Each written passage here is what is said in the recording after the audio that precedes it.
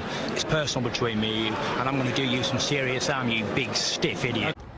The untouchable True School Sports Empire proudly presents something the boxing games were missing. Hey, what's going on? It's your boy BT, and I came here to talk some boxing with the thousands of True School Sports subscribers. All right, so I made a video recently talking about Emanuel Navarrete and basically how, you know, he, after beating Valdez, he may be in a big fight against Naoya Inoue or Shakur Stevenson.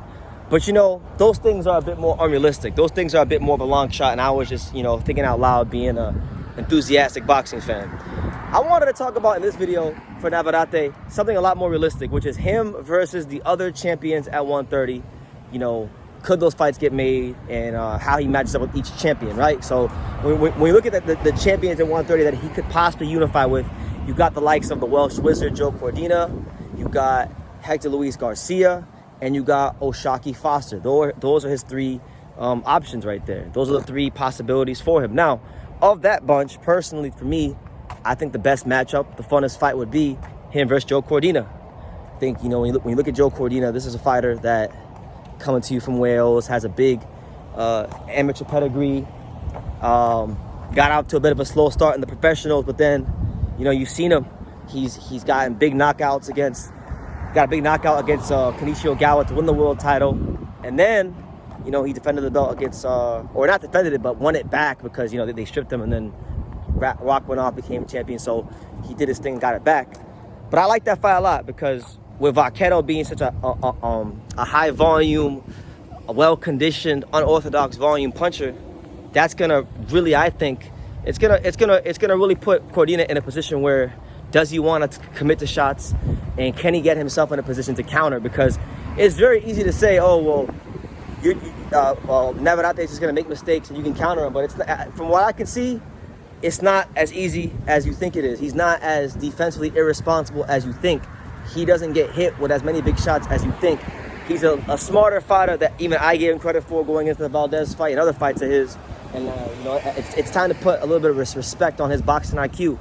Yeah, it may look a certain way, but as the old saying goes, there's a method to the madness. So I would like that fight because it would put Cordina in a situation where he would have to really be smart counter-punching, you know?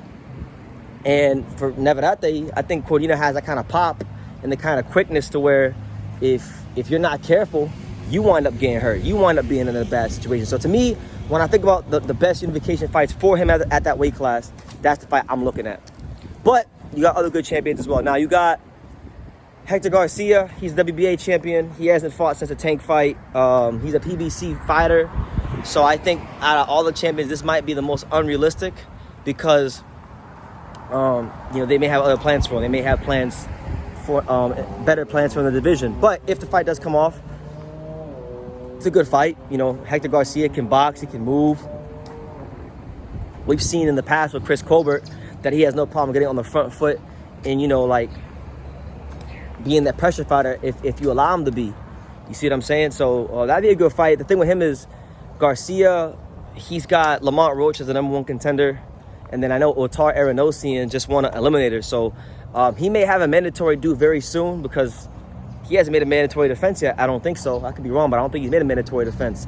So that one might be the most unrealistic, but I think that's a fight where, you know, Vaquero would probably, out of all of them, that's the one where I think Vaquero would actually overwhelm. I think he would overwhelm Hector Garcia.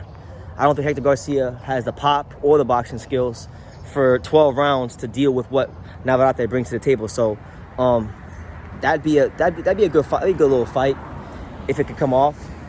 Then you got O'Shaquie Foster. Now, O'Shaquie Foster is a very intriguing fighter because this is a guy that we always talk about fighters that get special treatment and don't come up the hard way. This guy came up the hard way. This guy had to fight, you know, all these shows on Thursday nights. He had to fight Ray Vargas. He had to fight all these different types of veteran fighters. He's a good fighter. I like O'Shaquie Foster.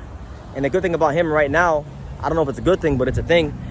To my knowledge, he's not with PBC or Top Rank. I think he's a promotional free agent because his promoter was Probellum, right? And then Probellum doesn't exist anymore, so they sold the rights to all their contracts to disrupt promotions, and then I think he's not with them no more. So if he is a free agent, like I'm thinking right now, walking out in this hot-ass sun, that fight should be easier to make because O'Shaquie Foster is a free agent. Now, stylistically, that fight's going to be very difficult, I believe, for O'Shaquie Foster because Ray Vargas, when he beat Ray Vargas for the world title, what allowed him to win that fight was that even though Ray Vargas is Mexican, he doesn't fight like a traditional Mexican. Ray Vargas is a fighter that, you know, he tries to box tall off that long, rangy frame of his. He's a lower volume punching fighter.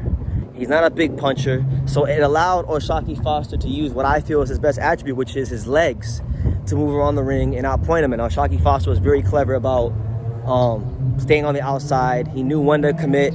He knew when to come inside. He knew when to dart out and reestablish the range.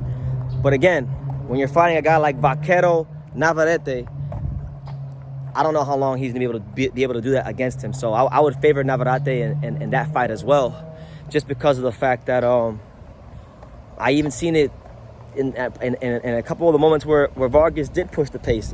I saw him give O'Shaquie Foster some trouble here and there. Very, very, very minimal trouble nonetheless. The kind of trouble that you know, if he's fighting a guy who's as unorthodox and as hard to predict as Vaquero, he's going to have some serious problems just because of the volume and the fact that Navarrete is a fighter that gets better as fight goes on. He doesn't fade. He doesn't try to survive. No, he gets better. His best rounds are normally rounds 9 through 12. So that fight would be very problematic for him, I feel, if they fought. But it'd be a good fight nonetheless. So yeah, that's my take on Vaquero against all the champions. Outside of the champions, I mean, if I had it my way and if BT was the commissioner of boxing, the fight I would like to see, which I think would be the best fight in the division from an excitement standpoint, would be Vaquero versus the number 2 WBA contender, Otar Eranosyan. Otar Eranosyan, I've been banging the drum for Otar Eranosyan for a very long time. Otar is a fighter that I've had the opportunity to watch train down here in South Florida since before he even turned pro. And I've seen how they fast-tracked him to this position he's in right now. You know, he's fought on every network imaginable. He's fought like 4 or 5 fights on Telemundo. He's not even Spanish. He's fought on Showtime. He's fought on Pro Box. He's fought on a lot of different, you know, platforms and channels in boxing.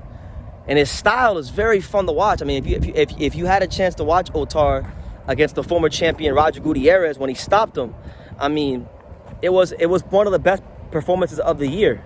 Definitely a top 10 performance from any fighter in boxing this year was him against Roger Gutierrez. He showed everything in that fight. He showed his pressure fighting. He showed his grit when he got a flash knockdown. And then he showed the ability to keep fighting harder through adversity. So I'll tell you this. You want bang for your buck? You want a great fight at 130? The best fight for Vaquero is not with any of the champions. The best fight is with Otar Eranosyan. Because Otar, for all that volume that Navarrete will bring, Otar is gonna match him. And he's such an iron-willed fighter that I mean, not get hit by a car. He's such an iron-willed fighter that Vaquero Otar is so well conditioned as a fighter that I believe that he's one of the only fighters in boxing that if Vaquero ever fought him, you know, Vaquero would actually have his conditioning tested. There's not many fighters I think would test his conditioning, but Otar is one of them because that guy is crazy. And if you've watched him fight, if you've ever heard him talk, if you've ever been around him in the gym, you know what I'm talking about. So I'm gonna leave it at that. That's my take on Vaquero versus the champions versus Otar and his future at 130. Let me know what you guys think in the comments down below. Make sure you guys take the time to subscribe. And like I say in every single one of these videos, you can love me or you can hate me. But I'm just a kid from Daniel. So until next time, take care, guys. Thank you for watching another video on the untouchable True School Sports Empire. We're here at the Hatanaka Boxing Gym in Nagoya, Japan. And for more great videos just like this one, make sure you guys click right here.